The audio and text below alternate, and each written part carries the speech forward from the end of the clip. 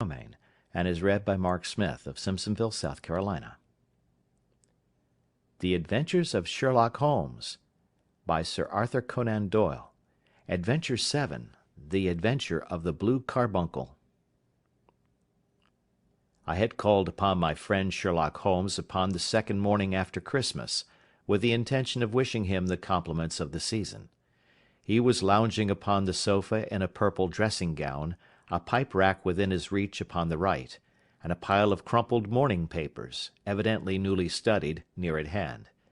Beside the couch was a wooden chair, and on the angle of the back hung a very seedy and disreputable hard felt hat, much the worse for wear, and cracked in several places. A lens and a forceps lying upon the seat of the chair suggested that the hat had been suspended in this manner for the purpose of examination. "You are engaged," said I. "Perhaps I interrupt you." "Not at all. I am glad to have a friend with whom I can discuss my results. The matter is a perfectly trivial one." He jerked his thumb in the direction of the old hat. "But there are points in connection with it which are not entirely devoid of interest and even of instruction." I seated myself in his armchair and warmed my hands before his crackling fire, for a sharp frost had set in, and the windows were thick with the ice crystals.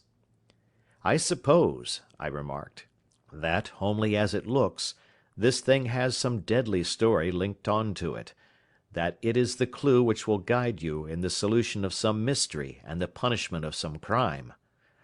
No crime," said Sherlock Holmes, laughing. "Only one of those whimsical little incidents which will happen when you have 4,000,000 human beings all jostling each other within the space of a few square miles. Amid the action and reaction of so dense a swarm of humanity, every possible combination of events may be expected to take place, and many a little problem will be presented which may be striking and bizarre without being criminal. We already had experience of such."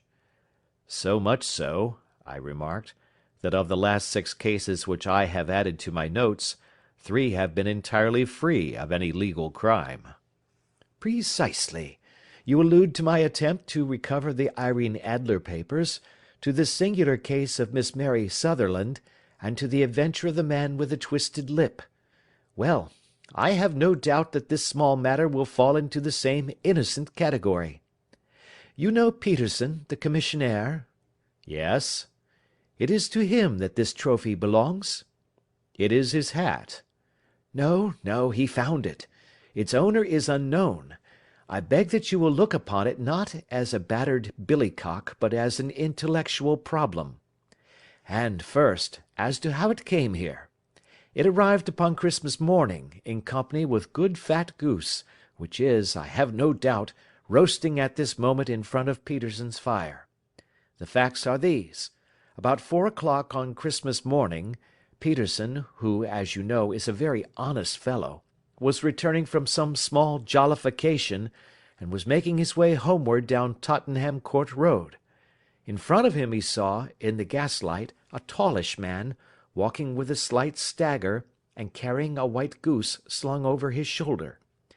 As he reached the corner of Goodge Street, a row broke out between this stranger and a little knot of roughs. One of the latter knocked off the man's hat, on which he raised his stick to defend himself, and swinging it over his head, smashed the shop window behind him. Peterson had rushed forward to protect the stranger from his assailants, but the man, shocked at having broken the window, and seeing an official-looking person in uniform rushing towards him, dropped his goose, took to his heels, and vanished amid the labyrinth of small streets which lie at the back of Tottenham Court Road. The roughs had also fled at the appearance of Peterson, so that he was left in possession of the field of battle, and also of the spoils of victory, in the shape of this battered hat and a most unimpeachable Christmas goose." "Which surely he restored to their owner." "My dear fellow, there lies the problem. It is true that 'For Mrs. Henry Baker' was printed upon a small card which was tied to the bird's left leg, and it is also true that the initials H.B. are legible upon the lining of his hat, but as there are some thousands of Bakers, and some hundreds of Henry Bakers in this city of ours, it is not easy to restore lost property to any one of them." "What, then, did Peterson do?" "He brought round both hat and goose to me on Christmas morning, knowing that even the smallest problems are of interest to me. The goose we retained until this morning, when there were signs that, in spite of the slight frost, it would be well that it should be eaten without unnecessary delay.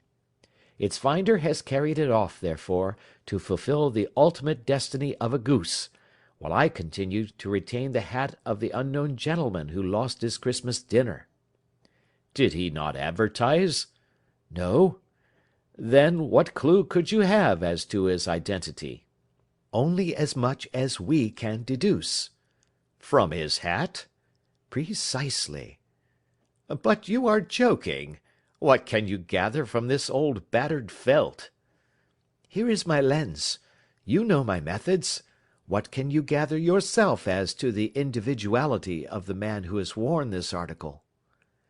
I took the tattered object in my hands, and turned it over rather ruefully. It was a very ordinary black hat of the usual round shape, hard and much the worse for wear. The lining had been of red silk, but was a good deal discoloured. There was no maker's name, but, as Holmes had remarked, the initials H.B. were scrawled upon one side. It was pierced in the brim for a hat securer, but the elastic was missing. For the rest, it was cracked, exceedingly dusty, and spotted in several places, although there seemed to have been some attempt to hide the discoloured patches by smearing them with ink. "I can see nothing," said I, handing it back to my friend. "On the contrary, Watson, you can see everything.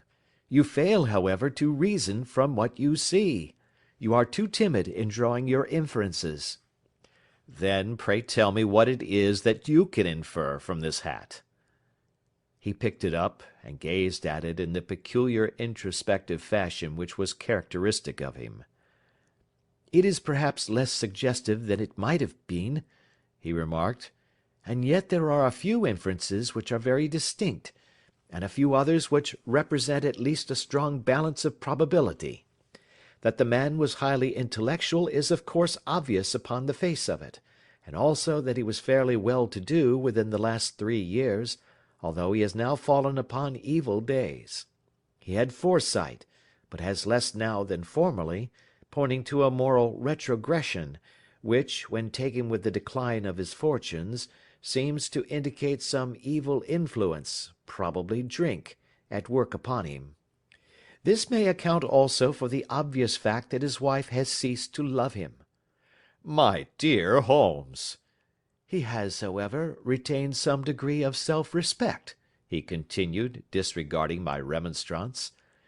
"He is a man who leads a sedentary life, goes out little, is out of training entirely, is middle-aged, has grizzled hair which he has had cut within the last few days, and which he anoints with lime cream.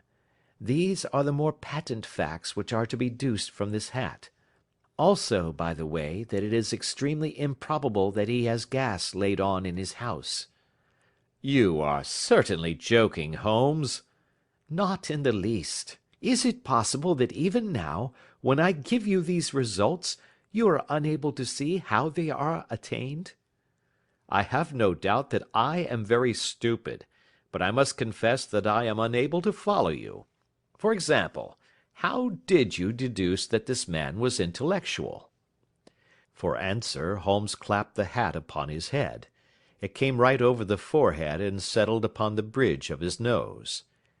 "It is a question of cubic capacity," said he. "A man with so large a brain must have something in it." "The decline of his fortunes, then?" "This hat is 3 years old. These flat brims curled at the edge came in then. It is a hat of the very best quality. Look at the band of ribbed silk and the excellent lining. If this man could afford to buy so expensive a hat 3 years ago, and has had no hat since, then he has assuredly gone down in the world." "Well, that is clear enough, certainly. But how about the foresight and the moral retrogression?" Sherlock Holmes laughed. "Here is the foresight," said he, putting his finger upon the little disc and loop of the hat securer. "They are never sold upon hats. If this man ordered one, it is a sign of a certain amount of foresight, since he went out of his way to take this precaution against the wind. But since we see that he has broken the elastic and has not troubled to replace it, it is obvious that he has less foresight now than formerly, which is a distinct proof of a weakening nature. On the other hand, he has endeavoured to conceal some of these stains upon the felt by daubing them with ink, which is a sign that he has not entirely lost his self-respect." "Your reasoning is certainly plausible." "The further points, that he is middle-aged, that his hair is grizzled, that it has been recently cut, and that he uses lime cream, are all to be gathered from a close examination of the lower part of the lining. The lens discloses a large number of hair ends, clean cut by the scissors of the barber. They all appear to be adhesive, and there is a distinct odour of lime cream.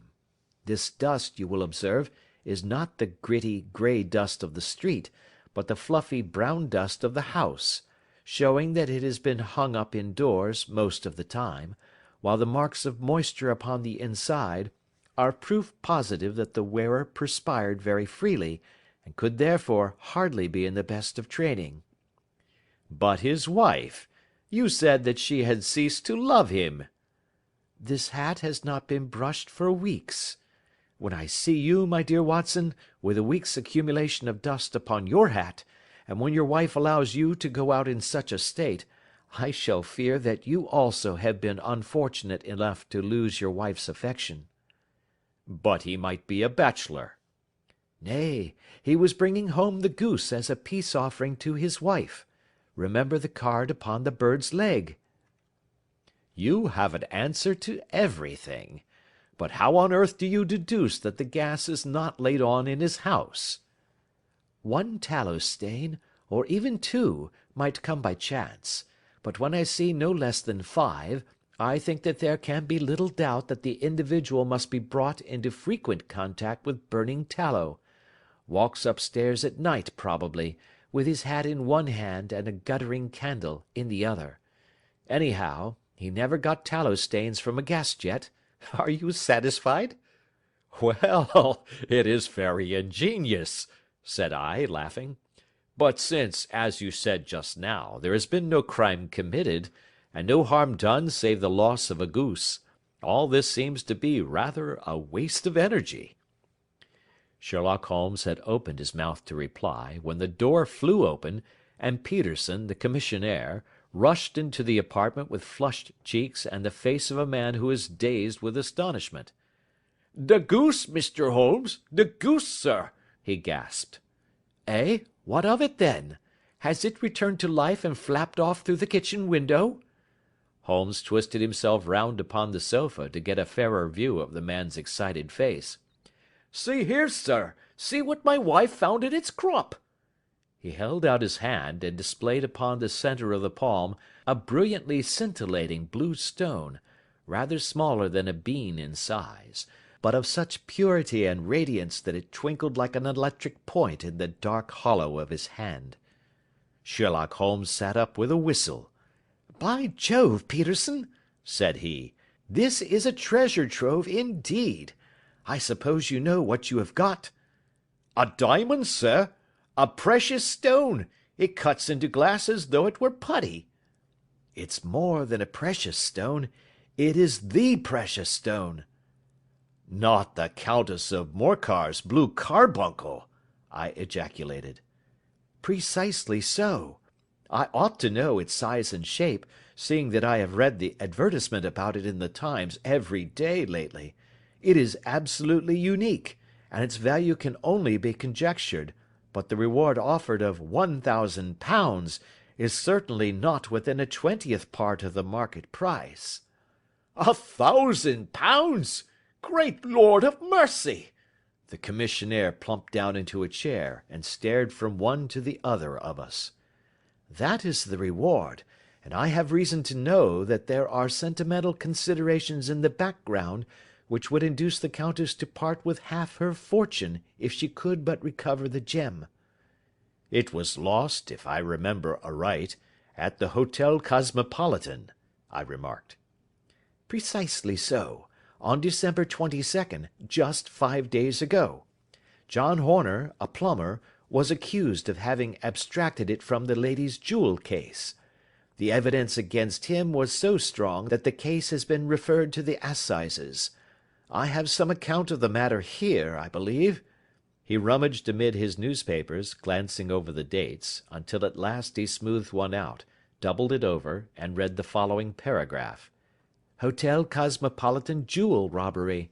John Horner, 26, plumber, was brought up upon the charge of having upon the 22nd instant abstracted from the jewel case of the Countess of Morcar the valuable gem known as the blue carbuncle. James Ryder, upper attendant at the hotel, gave his evidence to the effect that he had shown Horner up to the dressing room of the Countess of Morcar upon the day of the robbery, in order that he might solder the second bar of the grate, which was loose. He had remained with Horner some little time, but had finally been called away. On returning, he found that Horner had disappeared, that the bureau had been forced open, and that the small morocco casket in which, as it afterwards transpired, the Countess was accustomed to keep her jewel, was lying empty upon the dressing-table. Ryder instantly gave the alarm, and Horner was arrested the same evening, but the stone could not be found either upon his person or in his rooms. Catherine Cusack, maid to the Countess, deposed to having heard Ryder's cry of dismay on discovering the robbery, and to having rushed into the room, where she found matters as described by the last witness. Inspector Bradstreet, B Division, gave evidence as to the arrest of Horner, who struggled frantically, and protested his innocence in the strongest terms. Evidence of a previous conviction for robbery having been given against the prisoner, the magistrate refused to deal summarily with the offence, but referred it to the assizes. Horner, who had shown signs of intense emotion during the proceedings, fainted away at the conclusion and was carried out of court. So much for the police court," said Holmes thoughtfully, tossing aside the paper. "The question for us now to solve is the sequence of events leading from a rifled jewel case at one end to the crop of a goose in Tottenham Court Road at the other. You see, Watson, our little deductions have suddenly assumed a much more important and less innocent aspect. Here is the stone.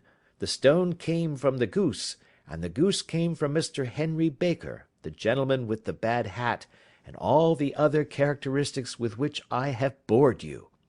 So now we must set ourselves very seriously to finding this gentleman, and ascertaining what part he has played in this little mystery.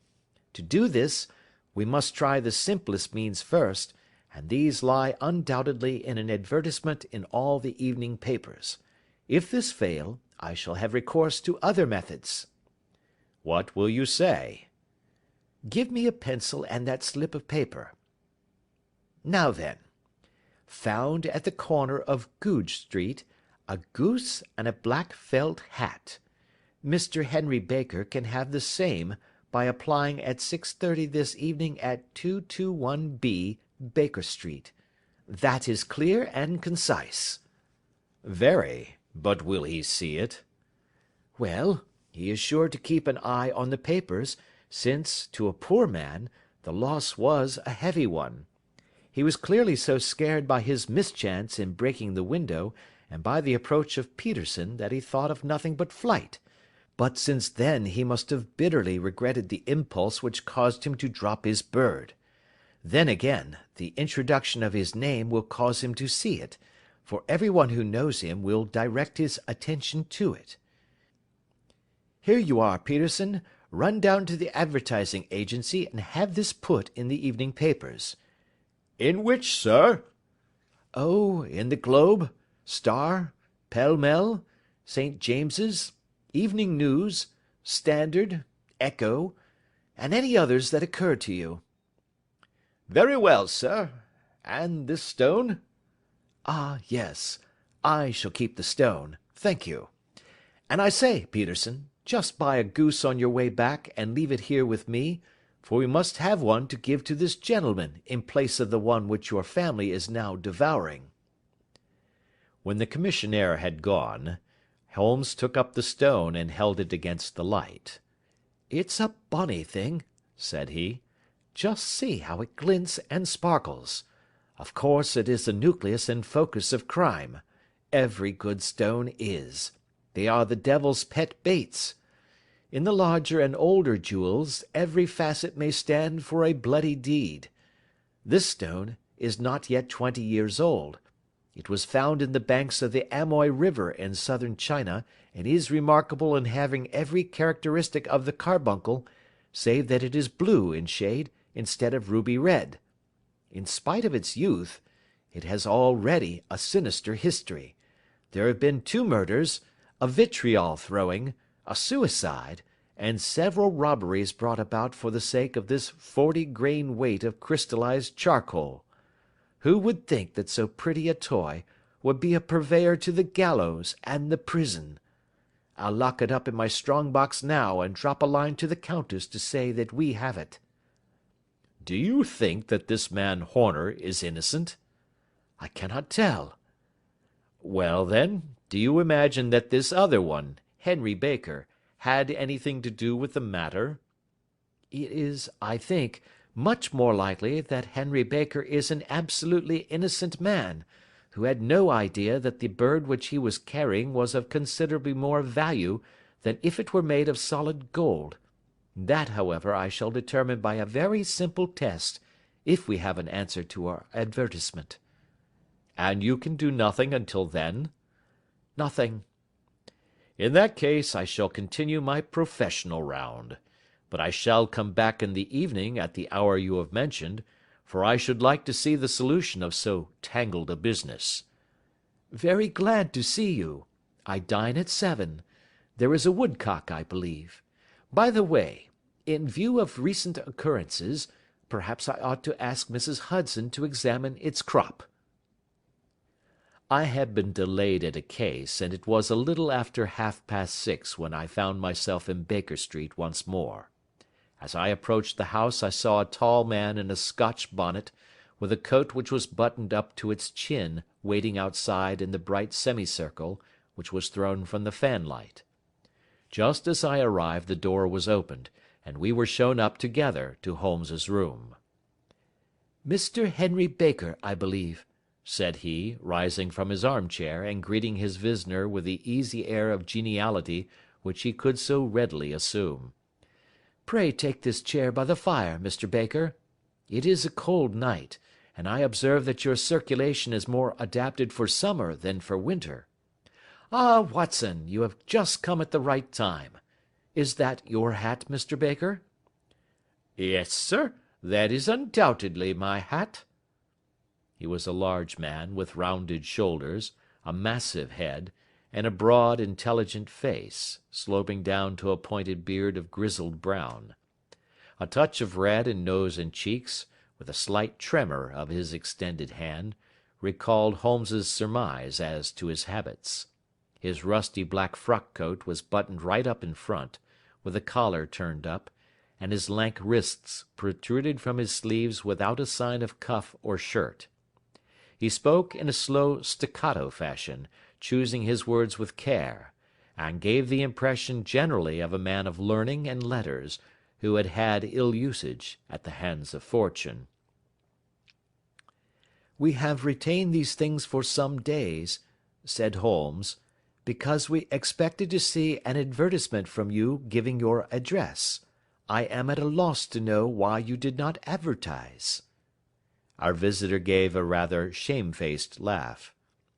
"Shillings have not been so plentiful with me as they once were," he remarked. "I had no doubt that the gang of roughs who assaulted me had carried off both my hat and the bird. I did not care to spend more money in a hopeless attempt at recovering them." "Very naturally. By the way, about the bird, we were compelled to eat it. To eat it! Our visitor half rose from his chair in his excitement. Yes, it would have been of no use to any one had we not done so. But I presume that this other goose upon the sideboard, which is about the same weight and perfectly fresh, will answer your purpose equally well? Oh, certainly, certainly, answered Mr. Baker with a sigh of relief. Of course, we still have the feathers, legs, crop, and so on of your own bird, so if you wish— The man burst into a hearty laugh. They might be useful to me as relics of my adventure, said he, but beyond that I can hardly see what use the disjecta membra of my late acquaintance are going to be to me. No, sir, I think that, with your permission, I will confine my attentions to the excellent bird which I perceive upon the sideboard. Sherlock Holmes glanced sharply across at me with a slight shrug of his shoulders. There is your hat, then, and there your bird, said he. By the way, would it bore you to tell me where you got the other one from? I am somewhat of a fowl fancier, and I have seldom seen a better grown goose. Certainly, sir, said Baker, who had risen and tucked his newly gained property under his arm. There are a few of us who frequent the Alpha Inn, near the museum. We are to be found in the museum itself during the day, you understand. This year our good host, Windigate by name, instituted a goose club, by which, on consideration of some few pence every week, we were each to receive a bird at Christmas. My pence were duly paid, and the rest is familiar to you. I am much indebted to you, sir, for a Scotch bonnet is fitted neither to my years nor my gravity. With a comical pomposity of manner, he bowed solemnly to both of us, and strode off upon his way. So much for Mr. Henry Baker, said Holmes, when he had closed the door behind him. It is quite certain that he knows nothing whatever about the matter. Are you hungry, Watson? Not particularly. Then I suggest that we turn our dinner into a supper and follow up this clue while it is still hot. By all means. It was a bitter night, so we drew on our ulsters and wrapped cravats about our throats. Outside, the stars were shining coldly in a cloudless sky, and the breath of the passers-by blew out into smoke like so many pistol shots. Our footfalls rang out crisply and loudly as we swung out through the Doctor's Quarter, Wimpole Street, Harley Street, and so through Wigmore Street into Oxford Street. In a quarter of an hour we were in Bloomsbury at the Alpha Inn, which is a small public-house at the corner of one of the streets which runs down into Holborn. Holmes pushed open the door of the private bar, and ordered 2 glasses of beer from the ruddy-faced, white-aproned landlord. Your beer should be excellent if it is as good as your geese, said he. My geese! The man seemed surprised. Yes, I was speaking only half an hour ago to Mr. Henry Baker, who was a member of your goose club. Ah, yes, I see. But you see, sir, them's not our geese. Indeed. Whose then? Well, I got the 2 dozen from a salesman in Covent Garden. Indeed. I know some of them. Which was it? Breckenridge is his name. Ah, I don't know him. Well, here's your good health, landlord, and prosperity to your house. Good night. Now for Mr. Breckenridge, he continued, buttoning up his coat as we came out into the frosty air. Remember, Watson, that though we have so homely a thing as a goose at one end of this chain, we have at the other a man who will certainly get 7 years penal servitude unless we can establish his innocence. It is possible that our inquiry may but confirm his guilt, but in any case we have a line of investigation which has been missed by the police, and which a singular chance has placed in our hands. Let us follow it out to the bitter end. Faces to the south, then, and quick march. We passed across Holborn, down Endell Street, and so through a zigzag of slums to Covent Garden Market. One of the largest stalls bore the name of Breckenridge upon it, and the proprietor, a horsey-looking man, with a sharp face and trim side whiskers, was helping a boy to put up the shutters. "Good evening. It's a cold night," said Holmes. The salesman nodded, and shot a questioning glance at my companion. "Sold out of geese, I see," continued Holmes, pointing at the bare slabs of marble. "Let you have 500 tomorrow morning." "That's no good." "Well, there are some on the stall with the gas flare." "Ah, but I was recommended to you." "Who by?" "The landlord of the Alpha." "Oh, yes, I sent him a couple of dozen." "Fine birds they were, too. Now where did you get them from?" To my surprise the question provoked a burst of anger from the salesman. "Now then, mister," said he, with his head cocked and his arms akimbo, "what are you driving at? Let's have it straight now." "It is straight enough. I should like to know who sold you the geese which you supplied to the Alpha." "Well then, I shan't tell you. So now." "Oh, it is a matter of no importance, but I don't know why you should be so warm over such a trifle." "Warm? You'd be as warm, maybe, if you were as pestered as I am. When I pay good money for a good article there should be an end of the business. But it's 'Where are the geese?' and 'Who did you sell the geese to?' and 'What will you take for the geese?' One would think they were the only geese in the world, to hear the fuss that is made over them." "Well, I have no connection with any other people who have been making inquiries," said Holmes carelessly. "If you won't tell us, the bet is off, that is all. But I'm always ready to back my opinion on a matter of fowls, and I have a fiver on it that the bird I ate is country bred." "Well, then, you've lost your fiver, for it's town bred," snapped the salesman. "It's nothing of the kind." "I say it is." "I don't believe it." "Do you think you know more about fowls than I, who have handled them ever since I was a nipper? I tell you, all those birds that went to the Alpha were town bred." "You'll never persuade me to believe that." "Will you bet, then?" "It's merely taking your money, for I know that I am right. But I'll have a sovereign on with you just to teach you not to be obstinate." The salesman chuckled grimly. "Bring me the books, Bill," said he. The small boy brought round a small thin volume, and a great greasy-backed one, laying them out together beneath the hanging lamp. "Now then, Mr. Cocksure," said the salesman, "I thought that I was out of geese, but before I finish you'll find that there is still one left in my shop. You see this little book?" "Well?" "That's the list of the folk from whom I buy. Do you see? Well, then, here on this page are the country folk, and the numbers after their names are where their accounts are in the big ledger.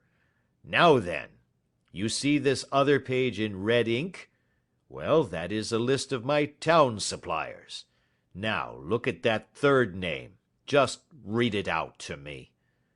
"Mrs. Oakshott, 117 Brixton Road, 249, read Holmes. "Quite so. Now turn that up in the ledger." Holmes turned to the page indicated. "Here you are. Mrs. Oakshott, 117 Brixton Road, egg and poultry supplier." "Now then, what's the last entry?" "December 22nd, 24 geese at 7 shillings 6 pence." "Quite so. There you are. And underneath?" "Sold to Mr. Windicate of the Alpha at 12 shillings." "What have you to say now?" Sherlock Holmes looked deeply chagrined. He drew a sovereign from his pocket and threw it down upon the slab, turning away with the air of a man whose disgust is too deep for words. A few yards off he stopped under a lamp post, and laughed in the hearty, noiseless fashion which was peculiar to him. when you see a man with whiskers of that cut, and the pink 'un protruding out of his pocket, you can always draw him by a bet," said he. "I dare say that if I had put £100 down in front of him, that man would not have given me such complete information as was drawn from him by the idea that he was doing me on a wager. Well, Watson, we are, I fancy, nearing the end of our quest, and the only point which remains to be determined is whether we should go on to this Mrs. Oakshott tonight, or whether we should reserve it for tomorrow. It is clear from what that surly fellow said that there are others beside ourselves who are anxious about the matter, and I should—" His remarks were suddenly cut short by a loud hubbub which broke out from the stall which we had just left. Turning round, we saw a little rat-faced fellow standing in the centre of the circle of yellow light which was thrown by the swinging lamp, while Breckenridge, the salesman, framed in the door of his stall, was shaking his fists fiercely at the cringing figure. "I've had enough of you and your geese," he shouted. "I wish you were all at the devil together. If you come pestering me any more with your silly talk, I'll set the dog at you. You bring Mrs. Oakshott here, and I'll answer her. But what have you to do with it? Did I buy the geese off you?" "No, but one of them was mine all the same," whined the little man. "Well, then, ask Mrs. Oakshott for it." "She told me to ask you." "Well, you can ask the King of Prussia for all I care.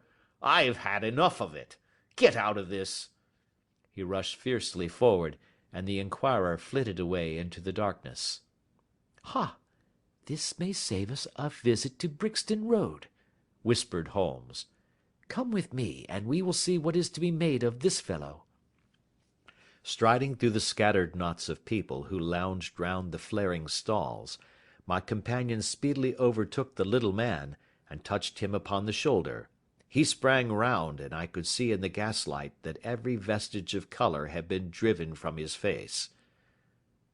"Who are you, then? What do you want?" he asked in a quavering voice.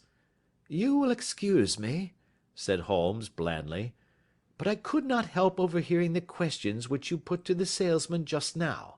I think that I could be of assistance to you." "You? Who are you? How could you know anything of the matter?" "My name is Sherlock Holmes. It is my business to know what other people don't know." "But you can know nothing of this." "Excuse me, I know everything of it. You are endeavouring to trace some geese which were sold by Mrs. Oakshott, of Brixton Road, to a salesman named Breckenridge, by him in turn to Mr. Windigate, of the Alpha, and by him to his club, of which Mr. Henry Baker is a member." "Oh, sir, you are the very man which I have longed to meet," cried the little fellow with outstretched hands and quivering fingers. "I can hardly explain to you how interested I am in this matter." Sherlock Holmes hailed a four-wheeler which was passing. "In that case we had better discuss it in a cosy room rather than in this wind-swept market-place," said he. "But pray tell me, before we go farther, who it is that I have the pleasure of assisting." The man hesitated for an instant. "My name is John Robinson," he answered with a sidelong glance. "No, no, the real name," said Holmes sweetly. "It is always awkward doing business with an alias." A flush sprang to the white cheeks of the stranger. "Well, then," said he, "my real name is James Ryder." "Precisely so. Head attendant at the Hotel Cosmopolitan. Pray step into the cab, and I shall soon be able to tell you everything which you would wish to know." The little man stood glancing from one to the other of us with half-frightened, half-hopeful eyes, as one who is not sure whether he is on the verge of a windfall or of a catastrophe. Then he stepped into the cab, and in half an hour we were back in the sitting-room at Baker Street. Nothing had been said during our drive, but the high, thin breathing of our new companion, and the claspings and unclaspings of his hands, spoke of the nervous tension within him. "Here we are," said Holmes cheerily as we filed into the room. "The fire looks very seasonable in this weather. You look cold, Mr. Ryder. Pray take the basket chair. I will just put on my slippers before we settle this little matter of yours. Now then, you want to know what became of those geese?" "Yes, sir." "Or rather, I fancy, of that goose. It was one bird, I imagine, in which you were interested. White, with a black bar across the tail." Ryder quivered with emotion. "Oh, sir," he cried, "can you tell me where it went to?" "It came here." "Here?" "Yes, and a most remarkable bird it proved. I don't wonder that you should take an interest in it. It laid an egg after it was dead. The bonniest, brightest little blue egg that ever was seen. I have it here in my museum." Our visitor staggered to his feet and clutched the mantelpiece with his right hand. Holmes unlocked his strong box and held up the blue carbuncle, which shone out like a star with a cold, brilliant, many-pointed radiance. Ryder stood glaring with a drawn face, uncertain whether to claim or to disown it. "The game's up, Ryder," said Holmes quietly. "Hold up, man, or you'll be into the fire. Give him an arm back into his chair, Watson. He's not got blood enough to go in for felony with impunity. Give him a dash of brandy. So. Now he looks a little more human. What a shrimp it is, to be sure." For a moment he had staggered and nearly fallen, but the brandy brought a tinge of colour into his cheeks, and he sat staring with frightened eyes at his accuser. "I have almost every link in my hands, and all the proofs which I could possibly need, so there is little which you need tell me. Still, that little may as well be cleared up to make the case complete. You had heard, Ryder, of this blue stone of the Countess of Morcar's?" "It was Catherine Cusack who told me of it," he said in a cracking voice. "I see. Her ladyship's waiting maid. Well, the temptation of sudden wealth so easily acquired was too much for you, as it has been for better men before you, but you were not very scrupulous in the means you used. It seems to me, Ryder, that there is the making of a very pretty villain in you. You knew that this man Horner, the plumber, had been concerned in some such matter before, and that suspicion would rest the more readily upon him. What did you do then? You made some small job in my lady's room, you and your confederate Cusack, and you managed that he should be the man sent for. Then, when he had left, you rifled the jewel case, raised the alarm, and had this unfortunate man arrested. You then—" Ryder threw himself down suddenly upon the rug and clutched at my companion's knees. "For God's sake, have mercy!" he shrieked. "Think of my father, of my mother. It would break their hearts. I never went wrong before. I never will again. I swear it. I'll swear it on a Bible. Oh, don't bring it into court. For Christ's sake, don't." "Get back into your chair," said Holmes sternly. "It is very well to cringe and crawl now, but you thought little enough of this poor Horner in the dock for a crime of which he knew nothing." "I will fly, Mr. Holmes. I will leave the country, sir. Then the charge against him will break down." We will talk about that. And now let us hear a true account of the next act. How came the stone into the goose, and how came the goose into the open market? Tell us the truth, for there lies your only hope of safety." Ryder passed his tongue over his parched lips. "I will tell you it just as it happened, sir," said he. "When Horner had been arrested, it seemed to me that it would be best for me to get away with the stone at once, for I did not know at what moment the police might not take it into their heads to search me and my room. There was no place about the hotel where it would be safe. I went out as if on some commission, and I made for my sister's house. She had married a man named Oakshott, and lived in Brixton Road, where she fattened fowls for the market. All the way there, every man I met seemed to me to be a policeman or a detective, and for all that it was a cold night, the sweat was pouring down my face before I came to the Brixton Road. My sister asked me what was the matter, and why I was so pale, but I told her that I had been upset by the jewel robbery at the hotel. Then I went into the backyard and smoked a pipe and wondered what it would be best to do. I had a friend once called Maudsley, who went to the bad, and has just been serving his time in Pentonville. One day he had met me, and fell into talk about the ways of thieves, and how they could get rid of what they stole. I knew that he would be true to me, for I knew one or two things about him, so I made up my mind to go right on to Kilburn, where he lived, and take him into my confidence.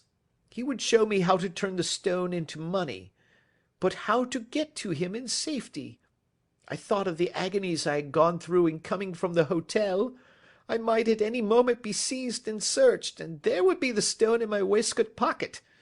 I was leaning against the wall at the time, and looking at the geese which were waddling about round my feet, and suddenly an idea came into my head which showed me how I could beat the best detective that ever lived.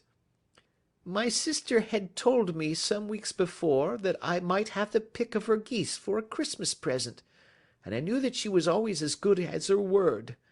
I would take my goose now, and in it I would carry my stone to Kilburn. There was a little shed in the yard, and behind this I drove one of the birds, a fine big one, white, with a barred tail. I caught it, and prying its bill open, I thrust the stone down its throat as far as my finger could reach.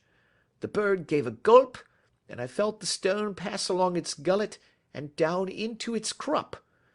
But the creature flapped and struggled, and out came my sister to know what was the matter. As I turned to speak to her, the brute broke loose and fluttered off among the others. "Whatever were you doing with that bird, Jim?" says she. "Well," says I, "you said you'd give me one for Christmas, and I was feeling which was the fattest." "Oh," says she, "we've set yours aside for you. Jem's bird, we call it. It's the big white one over yonder. There's 26 of them, which makes one for you, and one for us, and 24 for the market." "Thank you, Maggie," says I, "but if it is all the same to you, I'd rather have that one I was handling just now." "The other is a good 3 pound heavier," said she, "and we fattened it expressly for you." "Never mind, I'll have the other, and I'll take it now," said I. "Oh, just as you like," said she, a little huffed. "Which is it you want, then?" "That white one with the barred tail, right in the middle of the flock." "Oh, very well, kill it and take it with you." Well, I did what she said, Mr. Holmes, and I carried the bird all the way to Kilburn. I told my pal what I had done, for he was a man that it was easy to tell a thing like that to. He laughed until he choked, and we got a knife and opened the goose. My heart turned to water, for there was no sign of the stone, and I knew that some terrible mistake had occurred. I left the bird, rushed back to my sister's, and hurried into the backyard. There was not a bird to be seen there. "Where are they all, Maggie?" I cried. "Gone to the dealers, Jem." "Which dealers?" "Breckenridge, of Covent Garden." "But was there another with a barred tail?" I asked. "The same as the one I chose?" "Yes, Jem, there were 2 barred-tailed ones, and I never could tell them apart." "Well, then, of course I saw it all, and I ran off as hard as my feet would carry me to this man Breckenridge, but he had sold the lot at once, and not one word would he tell me as to where they had gone. You heard him yourselves to-night. Well, he has always answered me like that. My sister thinks that I am going mad. Sometimes I think that I am myself, and now I am myself a branded thief, without ever having touched the wealth for which I sold my character. God help me! God help me!" He burst into convulsive sobbing, with his face buried in his hands. There was a long silence, broken only by his heavy breathing and by the measured tapping of Sherlock Holmes's finger-tips upon the edge of the table. Then my friend rose and threw open the door. "Get out," said he. "What, sir? Oh, heaven bless you!" "No more words. Get out." And no more words were needed. There was a rush, a clatter upon the stairs, the bang of a door, and the crisp rattle of running footfalls from the street. "After all, Watson," said Holmes, reaching up his hand for his clay pipe, "I am not retained by the police to supply their deficiencies. If Horner were in danger it would be another thing, but this fellow will not appear against him, and the case must collapse. I suppose that I am commuting a felony, but it is just possible that I am saving a soul. This fellow will not go wrong again. He is too terribly frightened. Send him to jail now, and you will make him a jailbird for life. Besides, it is the season of forgiveness. Chance has put in our way a most singular and whimsical problem, and its solution is its own reward. If you will have the goodness to touch the bell, doctor, we will begin another investigation, in which also a bird will be the chief feature." End of Adventure 7